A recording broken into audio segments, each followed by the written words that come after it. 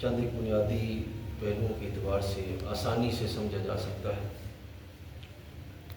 سب سے پہلے یہ کہ اللہ تعالیٰ اس سورہ مبارکہ کے آغاز میں حضرت آدم علیہ السلام کا جو واقعہ ہے اس کو بیان فرماتا ہے۔ آدم علیہ السلام اور پھر اس سے پہلے شیطان کا رب تعالیٰ کی بارگاہ میں جو معاملہ ہے اس کو باقاعدہ تفصیل کے ساتھ بیان کیا جاتا ہے۔ اچھا، آدم علیہ السلام سے پہلے جو معاملات ہوئے وہاں سے سلسلہ شروع ہوتے ہوئے آدم علیہ السلام اور پھر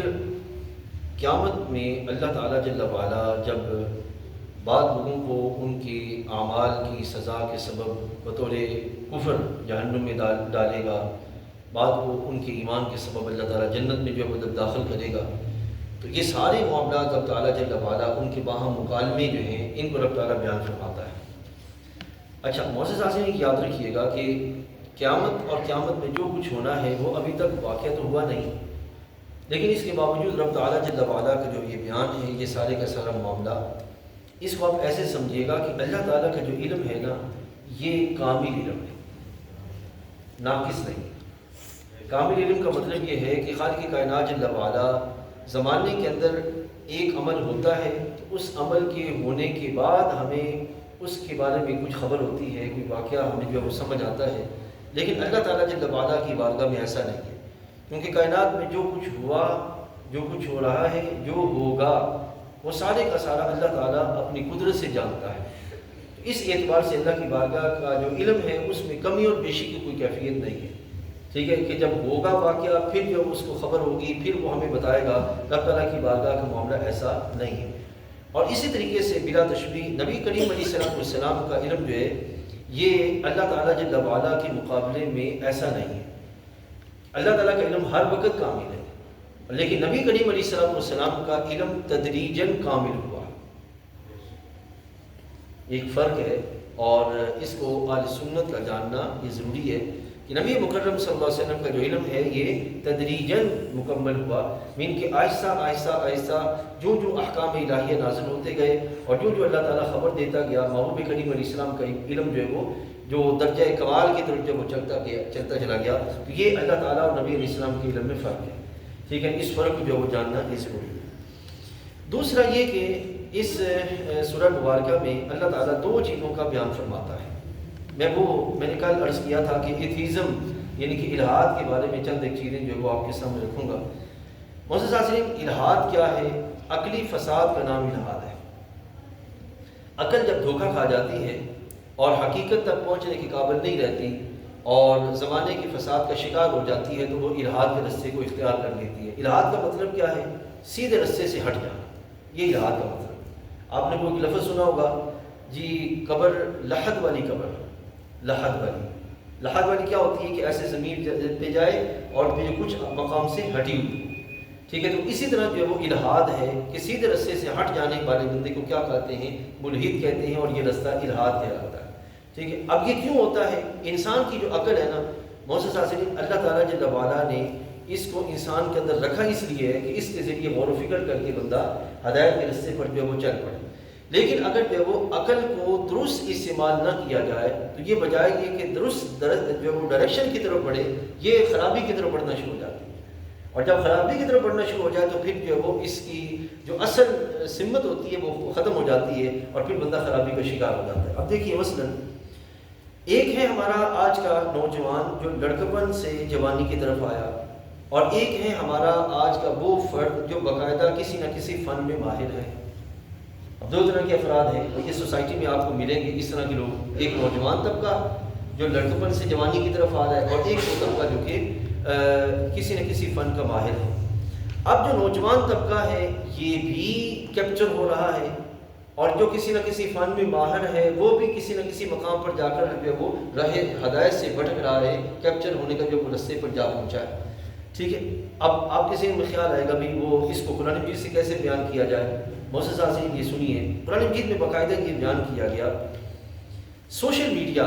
اور موبائل، کوئک رسپانس، جلدی سے کوئی معاملہ حل کرنا، نیچر کا جو معاملہ ہے نا وہ سٹیپ بائی سٹیپ ہوتا ہے، with the passage of time ہوتا ہے، نمبر ایک۔ نمبر دو، اس میں ایک ہے سبب اور ایک ہے مسبب الاسباب۔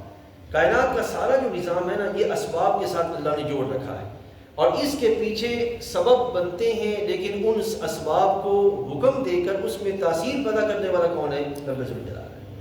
اب آج کے دور میں کیا ہو رہا ہے کہ زمانے کے اندر جو اشیاء ہیں ان کو جو ظاہری اسباب ہیں ان کے تناظر میں دیکھتے ہوئے یہ سمجھا گیا کہ شاید کائنات جو ہے وہ از خود وجود میں آئی یا ایسے ہی سسٹم جو ہے وہ چل رہا ہے۔ یہ وہ دھوکہ ہے جس دھوکے کی وجہ سے اسی طرح جو مشینز ہیں، موبائلز ہیں اور یہ سارے سلسلے، ہمارا نوجوان جو ہے وہ اسی کیفیت میں پھنس کر اللہ تعالیٰ جل وعلا کی قدرت کی حقیقت کو سمجھنے سے عاجز آ رہا ہے۔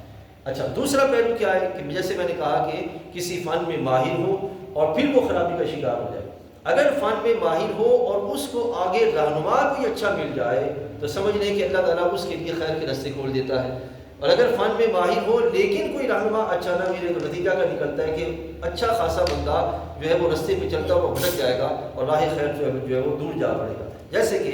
حضرت موسیٰ علیہ السلام اور جادوگروں کا واقعہ آتا ہے۔ حضرت موسیٰ علیہ السلام اور جادوگر جو ہیں، جادوگر جو تھے وہ اپنے فن میں ماہر تھے، ٹھیک ہے، اور وہ جانتے تھے جادو کیا ہے، اور موسیٰ علیہ السلام کے بارے میں معروف ہو چکا تھا، انہوں نے معروف کر دیا تھا کہ یہ جادوگر ہیں، حالانکہ آپ جادوگر نہیں تھے۔ اب حضرت موسیٰ علیہ السلام نے ان سے پوچھا کہ بھئی تم اپنا جادو دکھاؤ گے یا میں یہ معاملہ کروں؟ قال القوا، آپ نے فرمایا فلما القوا، جب انہوں نے یہ رسیاں جو ہے وہ پھینکیں تو نتیجہ کا نکلا کہ وہ ساری کی ساری جو وہ جادو بن کے جو ہے وہ سانپ بن کے اژدہے بن کر جو ہے وہ چلنے لگی۔ اب اللہ تعالیٰ جل وعلا فرماتے ہیں وَأَوْحَيْنَا إِلَىٰ مُوسَىٰ أَنْ أَلْقِ عَصَاكَ۔ اب مجھے سوچ کے بتائیے گا کہ حضرت موسیٰ علیہ السلام کے ہاتھ میں عصا ہے، اب عصا لکڑی کا کام زیادہ سے زیادہ کسی کو مارنے، پتے جھاڑنے، انہی چیزوں کا کام آ سکتا ہے، لیکن لکڑی کا اژدہے میں تبدیل ہو جانا اور وہ ساری جتنی بھی ان کی جو وہ ہوائیاں اڑی ہوئی تھیں ان سب کو کھا جانا، نکل جانا، تو جو جادو میں ماہر تھے وہ سمجھ گئے کہ یہ جادو نہیں ہے، اس کے پیچھے معاملہ ہو گیا، ٹھیک ہے نا جی، اور وہ قدرت الہی تک پہنچ گئے اور وہ سارے کے سارے اللہ کی بارگاہ میں سجدہ ریز ہو گئے اور یہ کہتے ہوئے کہ ہم ایمان لائے موسیٰ اور ہارون کے رب علیہ السلام۔ ٹھیک ہے، یہ وہ کیفیت ہے کہ جب کوئی رہنما اچھا مل جائے تو اس کا نتیجہ کا نکلتا ہے کہ کسی فن کا ماہر خیر کے راستے پر اس کا پہنچنا آسان ہو جاتا ہے، لیکن اگر فن کے ماہر کو کوئی ایسا مل جائے جو خود فساد کا شکار ہو تو وہ بندہ بھی فساد کا شکار ہو جائے گا جو کسی فن کے ماہر ہے۔ اور موجودہ زمانے کے اندر حالات یہ ہوئے پڑے ہیں کہ یوٹیوب اور سوشل میڈیا اور اس طرح کی دوسری تیسری جگہوں پر جو وہ ایسے لوگ آئے بیٹھے ہیں جو خود فساد کا شکار ہیں اور زمانے میں لوگوں کو فساد کا جو وہ شکار کرتے ہوئے نظر آتا ہے۔ ٹھیک ہے نا، یہ دو چیزیں میں نے آپ کے سامنے رکھی، تو اس اعتبار سے بہت ضروری ہے کہ لوگوں کے سامنے قدرت اور جو کائنات کے اندر اسباب کا سلسلہ ہے، قدرت اور سبب کا باہمی جو تعلق ہے، یہ نوجوانوں کو سمجھایا جائے تاکہ جو وہ اس حقیقت سے وہ محروم نہ رہ جائیں۔ پھر آگے تین چیزیں اور عرض کرتا ہوں اختصار کے ساتھ، پھر بات کو سمیٹتے ہیں۔ ایک یہ کہ معاشرے کے اندر ایک وقت تھا جب اس کی جو ہے وہ بڑی بحثیں چلتی تھیں، تو اب اور بحثیں مارکیٹ میں آ چکی ہیں۔ ایک بحث یہ ہے کہ نبی علیہ السلام بھی توبہ کرتے ہیں، ہم بھی توبہ کرتے ہیں، تو نبی علیہ السلام اور ہماری توبہ میں فرق کیا ہے؟ یہ نقطہ ہے جو اب قرآن مجید سے بیان ہوگا، اور اس کو حضور دادا صاحب رحمۃ اللہ تعالیٰ علیہ نے کشف المعجوب شریف میں بیان کیا ہے تفصیل کے ساتھ۔ میں یہاں پہ جو وہ اختصار کے ساتھ آپ کے سامنے رکھتا ہوں۔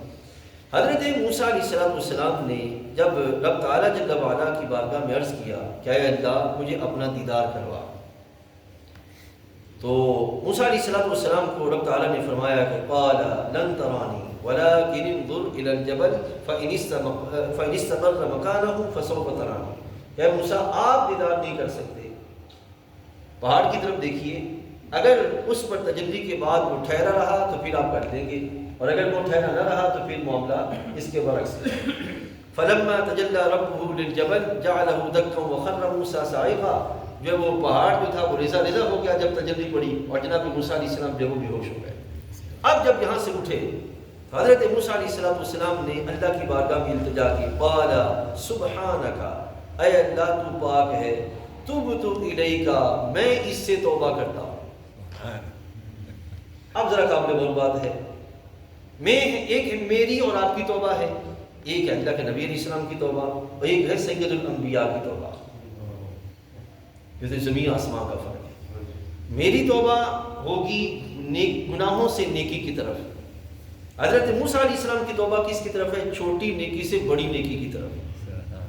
اور سرکار دو عالم صلی اللہ علیہ وسلم کی توبہ کیا ہے؟ محبوب علیہ السلام کے ہر لمحے درجات بلند ہو رہے ہیں. اور جب سرکار ہر لمحے جب درجہ بلند ہوتا تو پچھلے درجے کی طرف دیکھتے تو اللہ کی بارگاہ میں استغفار کرتے. یہ وہ کیفیت. اس اعتبار سے نبی علیہ السلام کو اپنی ذات پہ قیاس کرنا یہ انہی کا کام ہے جن کی فکر میں خرابی آ چکی. ٹھیک ہے، جو توحید کی آڑ میں رسالت کو سمجھتے ہیں کہ جناب یہ کوئی کھاتا نہیں ہے، یہ ان کا معاملہ ہے، زیادہ اس سے جو بچنا ضروری ہے. ایک پہلو اور عرض کر کے، حضرت موسیٰ علیہ السلام ان کی جو افراد تھے انہوں نے اللہ کی بارگاہ میں عرض کیا کہ اے اللہ ہمیں دنیا اور آخرت کی بھلائی عطا فرما. ربنا آتنا واکتب لنا فی ہذہ الدنیا